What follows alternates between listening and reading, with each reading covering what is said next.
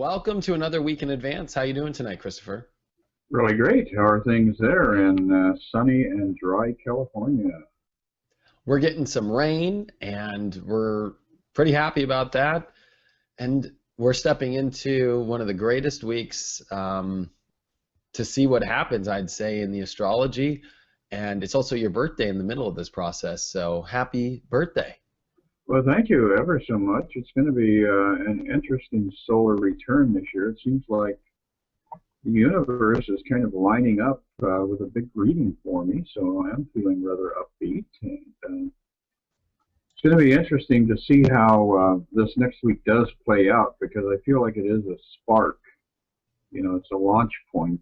And I think for a lot of people, they're going to feel like all of this bogged down sedentary energy is all of a sudden going to start to clear. And you know, if you're not ready, if you're not prepared, it's going to be kind of like being at a rodeo and being on the bucking bronco. Yeah, and before it even bucks, you know, we just have had to get there. Coming into this Friday with a new moon, with Jupiter trining it, that's a powerful full moon, and there's new moon, and there's definitely something unique about this one because it's a perfect trine to Jupiter. We usually, you know, see the Sun and Jupiter trine with usually not a lot of aspects, and you would usually say as an astrologer that's a big aspect. But to start off this bucking bronco, like you say, it's revolutionary. It's a new beginning with a big outlet, a big new door to open. And even though there's so many planets ready to turn offline here and really, you know, turn retrograde, I still think that these are new portals opening. There's a new future on the horizon for all of us. There's a lot of karma clearing. And we've also got Mercury coming out of retrograde on this Friday. Yeah, thank God.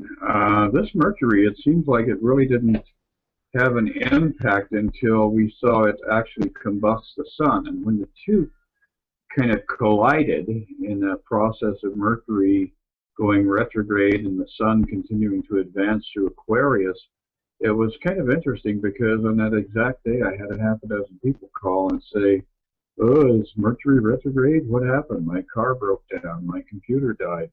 This happened. That happened." So it's fascinating to watch the effects of the solar activity in relationship to everything else in the chart, because the Sun is that life force connection, and it is the activator for all of the different elements in the heavens. So when we see the Sun be in that kind of confrontational, collisionary kind of energy, it really does cause a lot of things to go haywire. So now we're beginning to understand, I think, more completely how that effect of Mercury in its retrograde position can manifest abruptly, and at the same time it causes you to stop and do some damage control and fix things that you probably should have been paying attention to in the first place. Yeah, Mercury in Aquarius is all about looking at every angle, you know, looking, especially if you have a broken, you know, piece of machinery, you know, and you have to get up in there and look around the corner and put your finger around it and try and see if that's the right angle to fix it. In our lives, we've looked at every angle so weird that it almost is like a kink in your neck when you're looking, because our minds are trying to figure so many things out. But Mercury stationary and coming direct is finally this relief, and I think finally we found the angle and we can go about our lives with that certain angle. And then on top of that, this Jupiter energy, as it trines over to this new moon in Pisces, it's stationary, it's dead stopped. And now we have two of the planets dealing with our intellect, our mind, our outlook of things, dead stopped. And even though this is a wonderful moment I think we're coming into, this is definitely going to be a big shift in our lives. And I think we have to pay attention to going with the flow. That's what a new moon in Pisces is.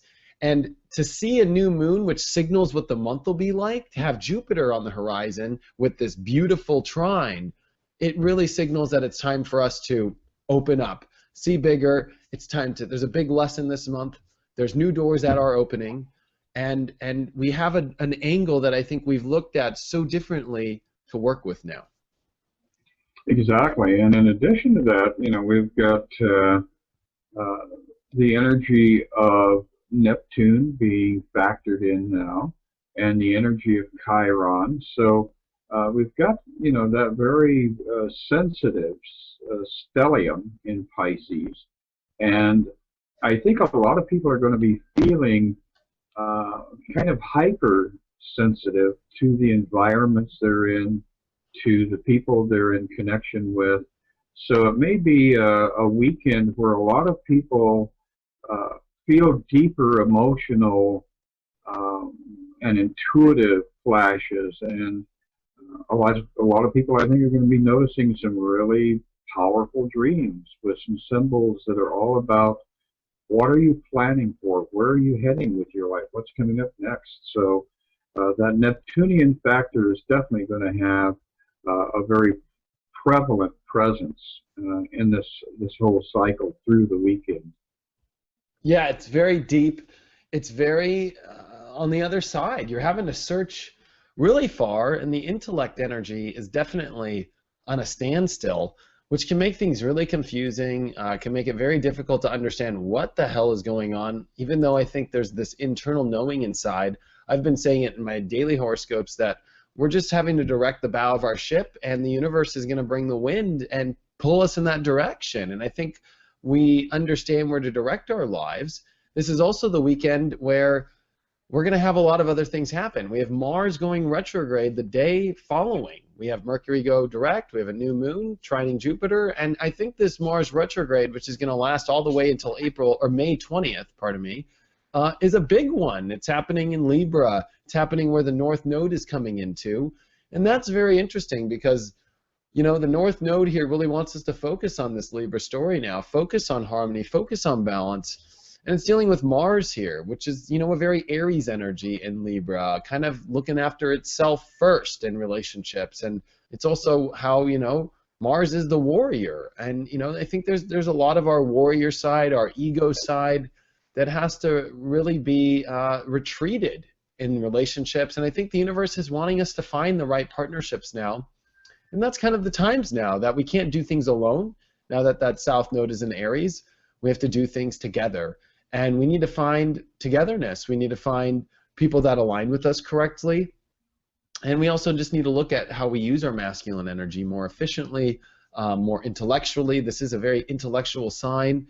And there's a lot of weighing out to do. And when Mars goes retrograde, we need to rejuice our masculine side. We need to retreat the troops, to make sure that we don't lose them all. And in our lives, I think we've expanded to such a great point that now we need to reflect on it and kind of take a step back and see where we can barge that energy anew in the coming months. Yeah, it's definitely a period of consolidation, and I think a lot of men are going to feel like they've kind of hit a peak, and they're ready to take a time out. They're ready to get some downtime and to reach out to feminine energy for support and nurturing. So this actually could be very good for relationships. It could be very good for creating a new connectivity to the inner feminine, as well as to feminine elements in our surroundings. So it does have a lot of positive influence that it can exert, even though it is in fact going retrograde. And then in addition to everything else that's going on, this week we have a very tight square going on between Jupiter and Uranus. And so, thank God Pluto is advanced far enough so it's not quite as intensely connected to that square energy. It does still fill out a T-square, but we're not going to see that harshness, I think, of the combination of Pluto and Uranus being reflected through the Jupiter area. I think that what we're going to see is that Uranian energy being channeled down to Jupiter and then springboarding back into that Sun and Neptune configuration. And I think that's going to be the release point. When we go into spirit, when we go into meditation, when we start to plumb the depths, as you had said, that's when we're going to find the answer. It's going to arrive very suddenly. It's going to be from an alternative source. And that's what Uranus likes to do. It likes to make us look at things from an entirely different angle and present us with new options and new opportunities. And sometimes that comes in a stressful environment. Other times it's more benign. But I think that a lot of people are going to get kind of a big awakening from the activity of that Sun-Moon conjunction firing off with that tight square of Uranus to Pluto, and then, that tight square of Uranus to Jupiter, and then Pluto factoring in also. So a lot of very dynamic energy is really bubbling up to the surface.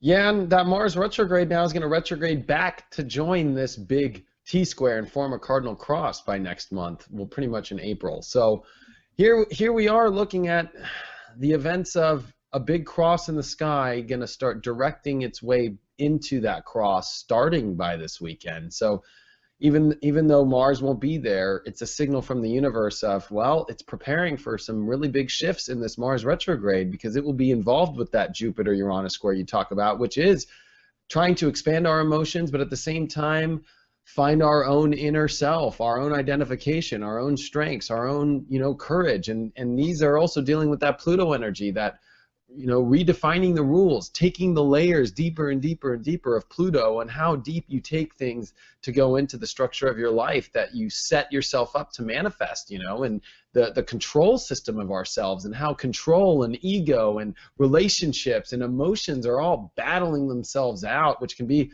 it can be very difficult. And Venus this weekend, as it's coming out of Capricorn, gets out of its shadow period this week. And then we'll jump into Aquarius. And finally, Venus gets the hell out of a 3-month cycle in Capricorn, which it's happy for. And I think Venus coming out of Aquarius is going to be the kind of, oh my God, okay, we are definitely in a new energy. So I definitely feel by, Wednesday, when Venus is on its way out. And this is also going to be funny because I forgot to mention, Sunday, Saturn goes retrograde, which, there's the whole other part of this, is now Saturn, the planet that's been really trying to get us into our truth, redefine what truth is, look at boundaries in our life, is retrograding. There's a lot to review there. And Saturn retrogrades are kind of a relief, I'd say. They kind of go, okay, it's like the slave being really hard at work and needing a break finally. It's like, beep, break time, from so much work and so much work emotionally. And then, then we have the Venus come out. So I definitely think as we kind of come out of this weekend and start this week, we're going to feel, I think, especially as we come midweek in and Venus switches signs, like you are like, wow, it could feel like the universe is stopping, because when you see Saturn stop in retrograde, Mercury stop, go direct, Mars stop, go retrograde, Jupiter is stopped, getting ready to go direct, which happens pretty much the day that Venus comes. It does happen the day Venus does come into Aquarius on that Wednesday. So it can feel like, what is going on here? It's almost like you enter the spaceship and then it's a little uncomfortable as you kind of get into it. But then it's like eventually midweek, boom, I think there's a huge blast off, kind of like when the afterburners kick in Star Wars, when they go light speed, like beep, like we get a huge kick in midweek. Yeah, we absolutely do. And the thing that's going to be interesting is that as all of this activity is starting to really define itself, clarify itself, we are going to have that advance of Mercury coming up to a point where it's going to exactly square Saturn. Saturn at that point will be retrograde.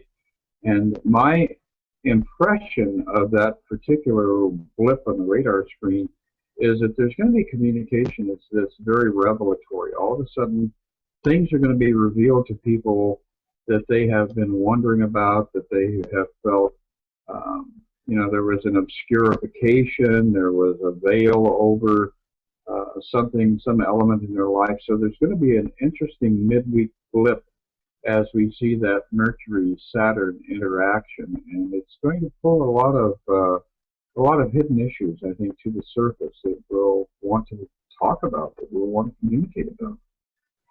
Yeah, I think that's the best way to look at this whole thing, is there's a big revealing, which is the future. It's like we've been plugging in our coordinates to this future that we didn't know what it was going to look like for so long, and finally this is a big revealing, and the mental energy comes back, the understanding comes back, the intuitive energy kind of turns back on, and it is Mars and Saturn, which is this energy that always wants to accomplish and go, which kind of retreats here, and it allows more of the visions to come up now. It allows more of the invisible energy to come up. It allows our mind to catch up. And I think that this is a chill period now of things coming together and moving forward, even though, you know, Mars is retrograding and we have Saturn retrograding, which you would think typically in astrology is, oh, okay, you've made it this far, now reflect. I see this as a big door opening in worlds that we've never gone into before, and I think beautiful energy now being looked at in the planet in ways it hasn't for so long. This is a rare period to step into, very unique, and I think that we're going to start to see the world come together more, and I think some powerful stories are going to start to come out starting this week. It's been a long time since there's been any. I think people have been asleep. In many ways, this is almost like all of us waking back up, because I think we've been tired. We started the year with a new moon in Capricorn. We're working our butts off. We're all like, you know, on the trail. And I think that the universe really brings this nice break in order to kind of get things together again. Oh, it definitely does. One of the interesting things that, you know, when we have a huge cluster, like what's going on in Capricorn, Aquarius, and Pisces right now, is we look across the chart to Leos, and a lot of Leos, I think, are feeling kind of a frenetic energy, because what's occurring with this? Well, you've got an inconjunct activity zone going on with Pisces, and you've got another inconjunct activity zone going on with Capricorn. So you know that you should be getting things finished, you should be getting things resolved, but those inconjunctions keep you from making that final commitment, or keep you from doing that final nailing down of the lid on this little box of whatever it is that you're working on in your life. And it forces us to go across to the opposite side. And I'm observing that with a lot of my Leo friends right now. They're taking on a lot of Aquarian attributes.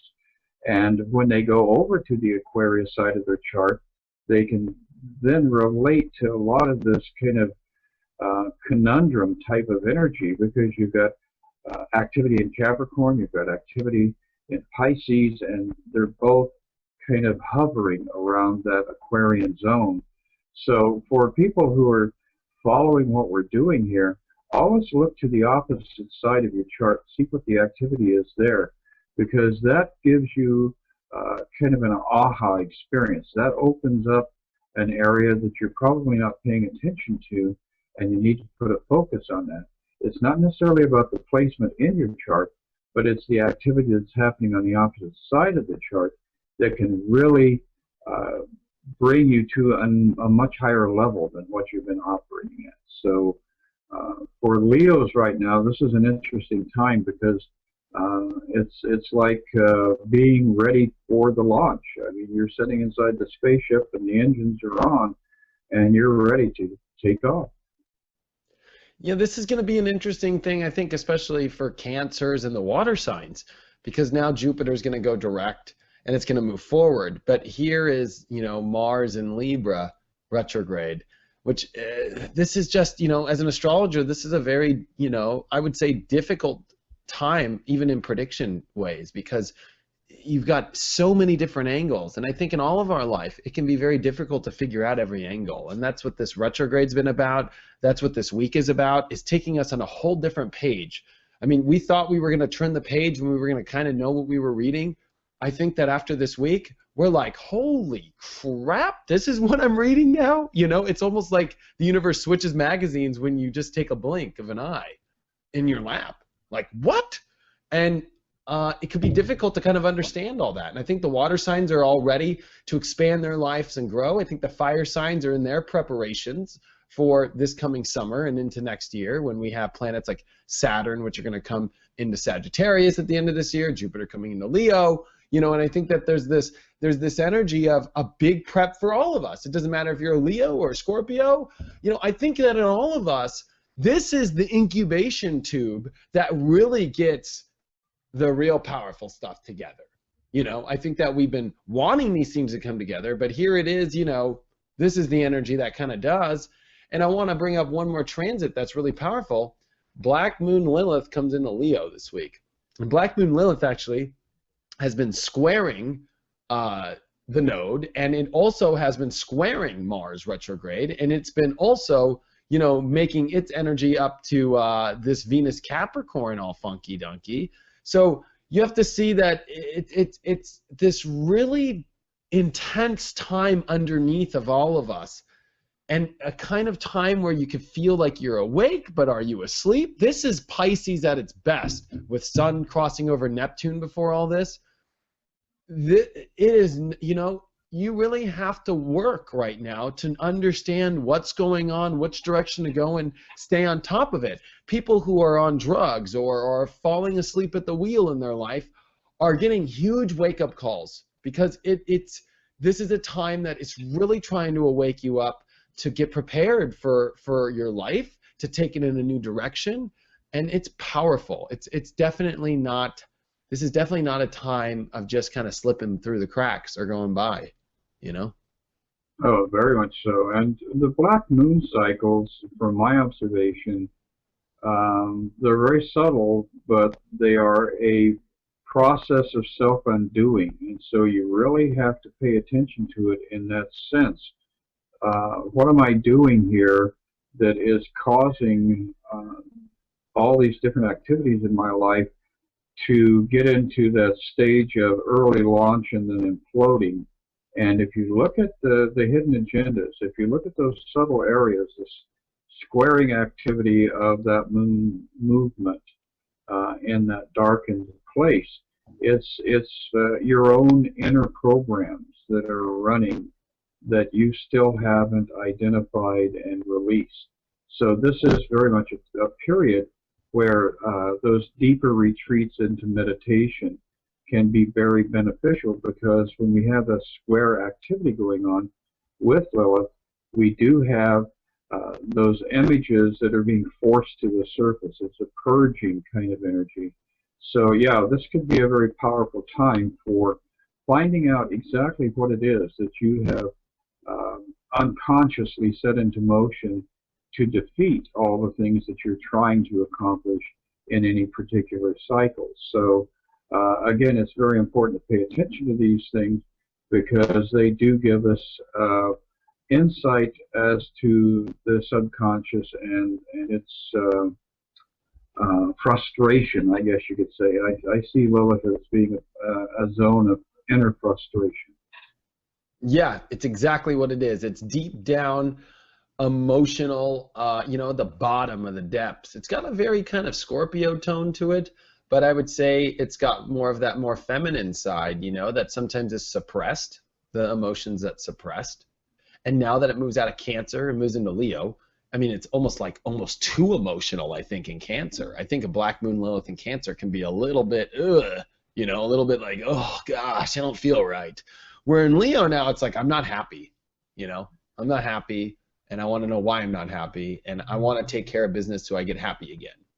And this whole process is about getting us happy, and that's going to be what the universe is kind of signaling. I mean, I look at Jupiter, in my opinion, when it comes into a sign, this is an area that needs, like, you know, rejuicing extremely, like refueling. And, you know, our emotions definitely needed this. I think that we went through so much turmoil of the last 2000s in the decade and stretching us, and then we need to kind of find comfort again. I think we're all being able to find laziness pretty easy now, I'll tell you that. Like, it's not hard to be lazy, even though we can work our butts off. There's parts of ourselves right now that have no problem trying to take a load off and want to connect more with our families. And I think the family unit's getting stronger through this Jupiter in Cancer now, that we're appreciating our families now. We're appreciating our roots more. But it is Leo, which I think is going to be the signal of this Black Moon Lilith coming in. That's where the universe is pushing it, which is happiness. We want happiness on the planet now. We want people to be happy again. And it will be, I think, this next 4 month to 5 month period until Jupiter comes into Leo. that is going to be us getting our emotions right, us changing our lives, us looking at the partnerships, us looking at the ways we change our world, that I think this little incubator we're stepping into is going to make some of the biggest changes ever, not only individually in our lives, but the world. I think that this is God's way of really allowing us an opportunity to make the changes in our life that we must make. Exactly, and redefining our nest for us. You know, we all carry that sense of home within us, and that's the area that we go to for nurturing when we get beat up by circumstances, and we retreat to that region within ourself that we have defined as being the home. And having Jupiter in there has been kind of balming, I think, for a lot of people. It has given you succor. It has given you nurturing. And so now, as it advances and eventually does move into Leo, then it's going to say, okay, get your ass out in the world and do something. You know, step onto the stage, sing your song, because your time has arrived. It is your time. And even though we can be so stretched, you know, we get an opportunity.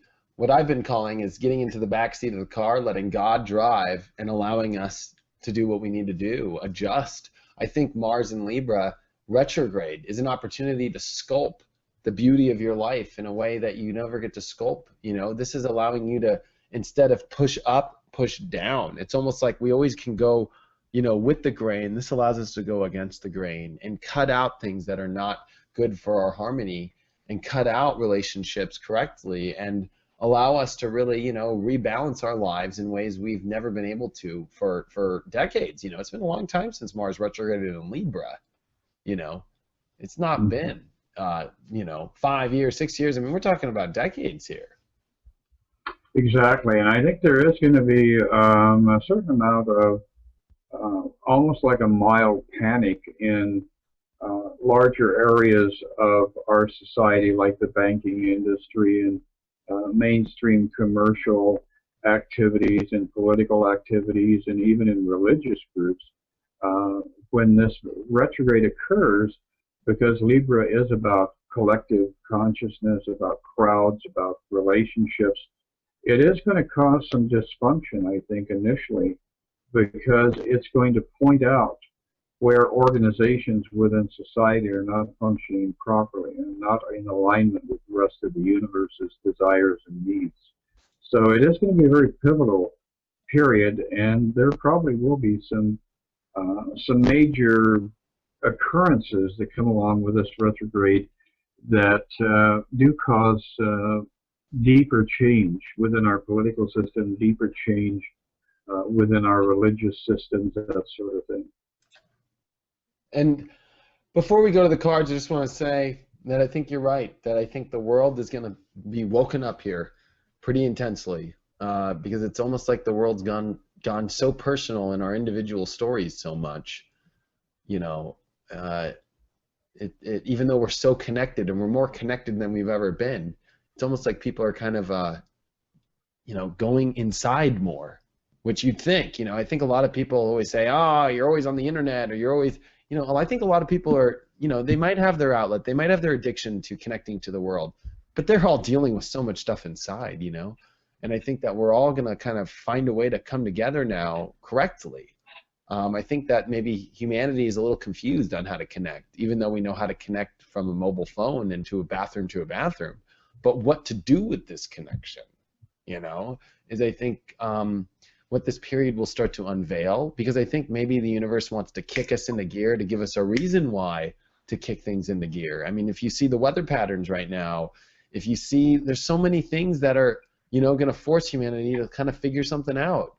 And, you know, I think we're all being forced to find out what that is here in the next, you know, couple months. And the moon, you know, after it leaves Pisces, comes to Aries and into Taurus this week, and I think that's a good place for the moon to come. It really does add to more of a fresh beginning, and I think we're about to feel a really fresh start. So I'd love to see what the cards say. Well, cards are being very literal tonight. Kind of an interesting spread coming up. We start off with that Friday-Saturday movement. We have the Chariot.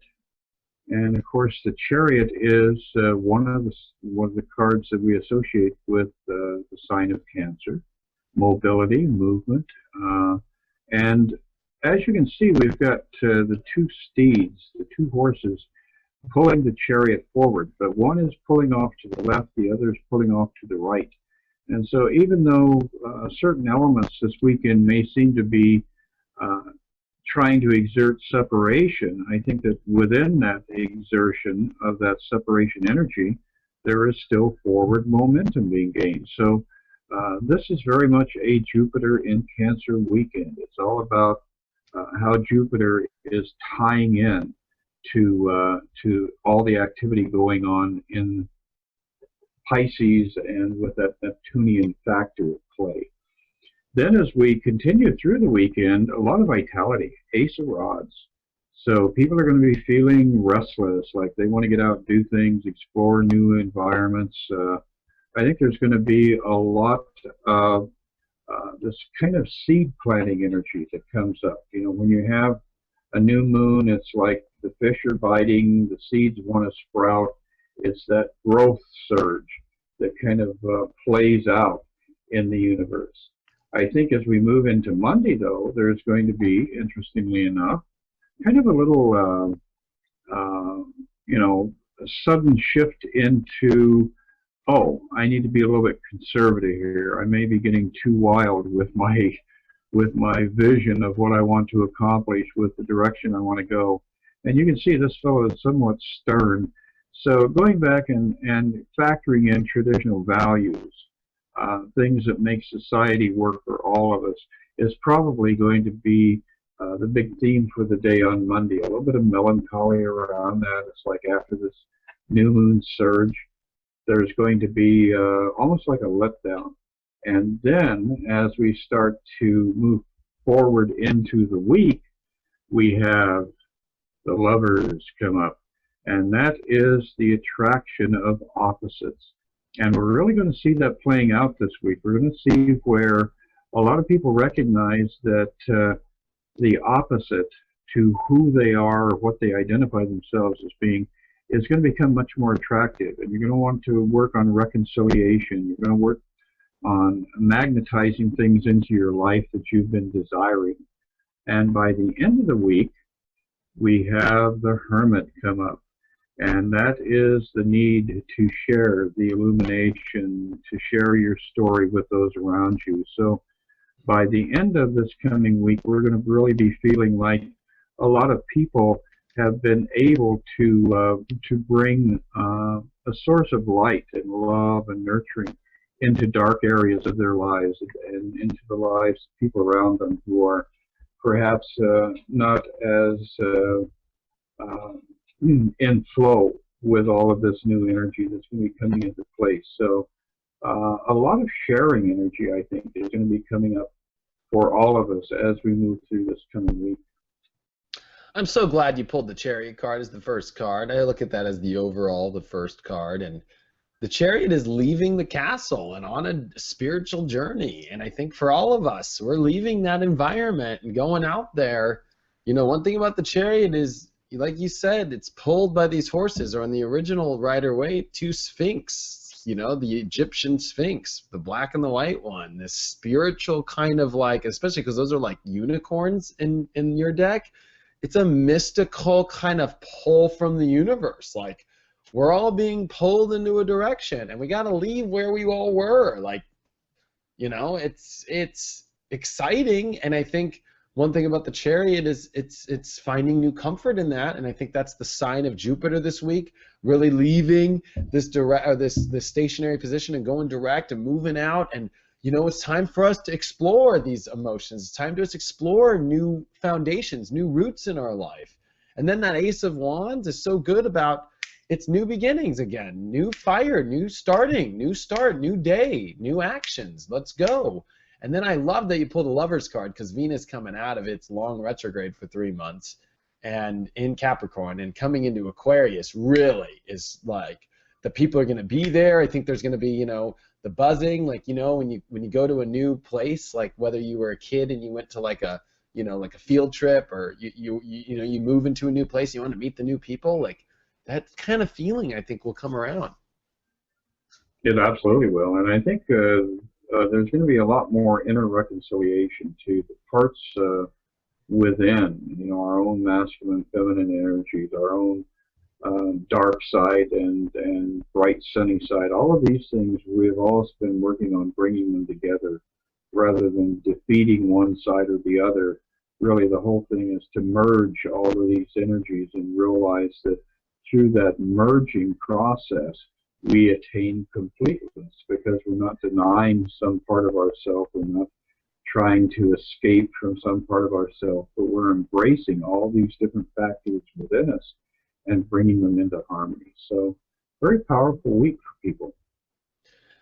Yeah, and your birthday's through all this. I want to wish you such an amazing birthday, Christopher. You've been a big aspect in my life and everybody's life here that watches this show. And, I know I could speak for all of them that we do wish you the most amazing birthday ever. And you get it this year. You've got Jupiter trining the sun. What a year. And I think it's important because I think we all get to see how much you're going to teach us this year and how much you're even going to grow. And I can't wait to watch that.